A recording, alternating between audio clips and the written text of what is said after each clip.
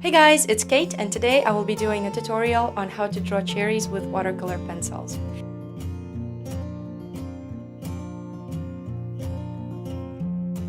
I'm using Kohinoor Mondeluz brand pencils, and I will be writing down the numbers that I'm using of each pencil on the side so you can see them.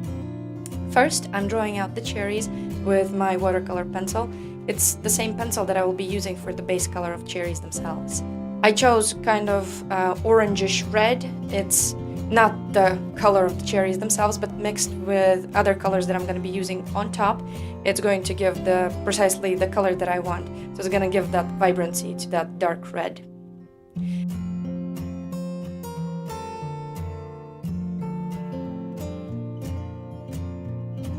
Then with yellow-green, I pass over my stems and I draw those out as well. Now I take my base color and I pass over all the parts that are not the highlight. So I leave all the highlights, the ones that are on the lightest areas and also the ones that will be kind of in the shadow, I leave them white for now.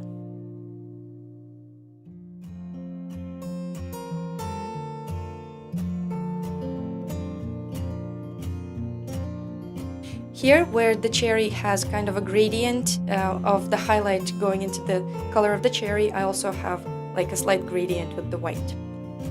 And then I'm using my number 8. It's a deep red, dark red, purplish, even red I would say. And I'm passing over the darkest parts that I see on the cherry and also over the highlights. And I'm kind of giving the cherry its shape because there's kind of a curve in the middle of the cherry, and I'm putting it with this color into the cherry.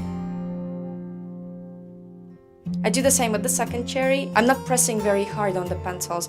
It's better to pass multiple times with the same color than to press very hard, because if you do press, you will ruin the surface of the paper and you will not be able to layer colors on top anymore.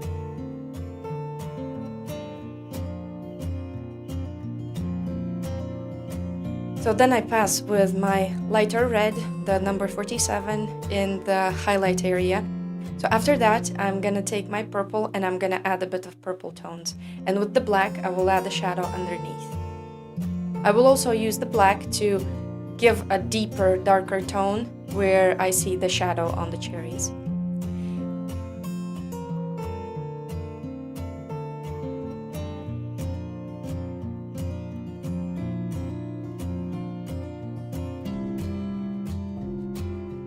With water and a small brush, I'm using a moderate amount of water, I am blending the colors together.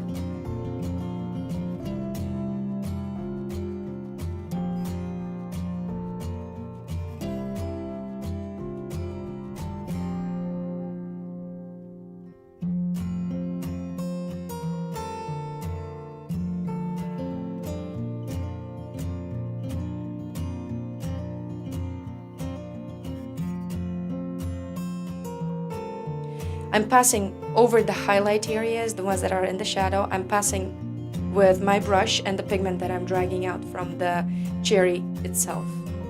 So that way I don't need to pass with the pencil and I can use the same color that I have for the cherry for my highlights that are not completely white.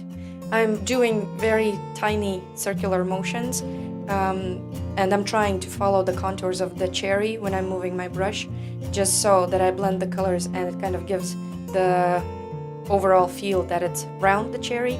I'm not moving perpendicular to cherry, if you get what I mean.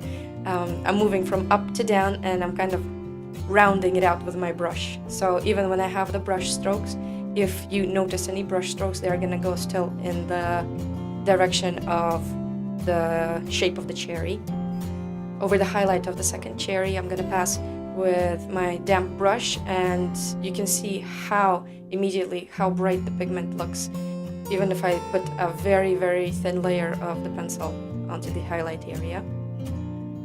So I'm just gonna blend out the borders, and I got a bit out of the cherry contours there, and I'm gonna blend out the shadow. With my yellow, I'm gonna add some highlights and the yellowness to the stems, and then add a bit of shadow with a darker green. And again, with the damp brush, I'm passing over the stems and blending the colors together.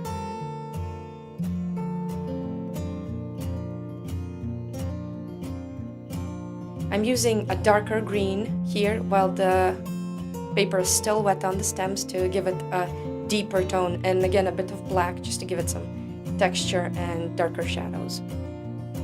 I added a bit of purple onto the highlight that is in the shadow of the second cherry and blended it out with the brush as well. Now I'm gonna put a second layer of pencil onto the previous one, and I'm moving with my number 8 all over the darkest parts that I see in the cherry. That way the cherry is gonna have a more saturated color to it, and when I blend, as I have the layer underneath, it's going to blend in a very nice color that's not going to look flat, because I'm using 2 reds in this case. And I have this orangish red that looks kind of almost orange, but when it blends together with my dark number 8, it looks just right. It's a new brush that I'm trying out, and I had a bit of a smudge on top of the cherry, so you can easily fix things like that with rubbing it with clean water, with a brush with clean water, and just dabbing it with a clean tissue, and you can take off the pigment that way.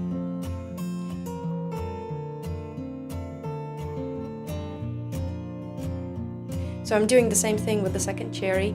I'm passing over with my number 8 to give it a deeper color, and I'm looking at where I have the darkest areas of the cherry, and also the second layer, it kind of blends the first layer even better together, so you have like a unified color of the cherry, and at the same time you can see the value that is different in all the different parts of the cherry. So I'm passing also over the highlight with my number 47, that is the orange red, and it's gonna give that cherry color even to the parts of the highlights that are in the shadow.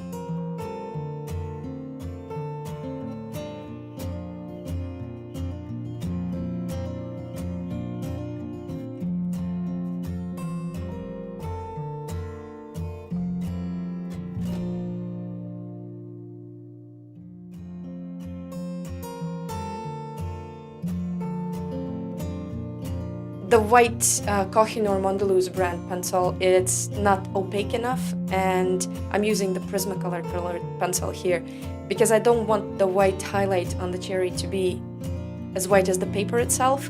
I want it to have the pencil texture to it, pencil feeling, so it doesn't pop off as unnatural to the cherry itself.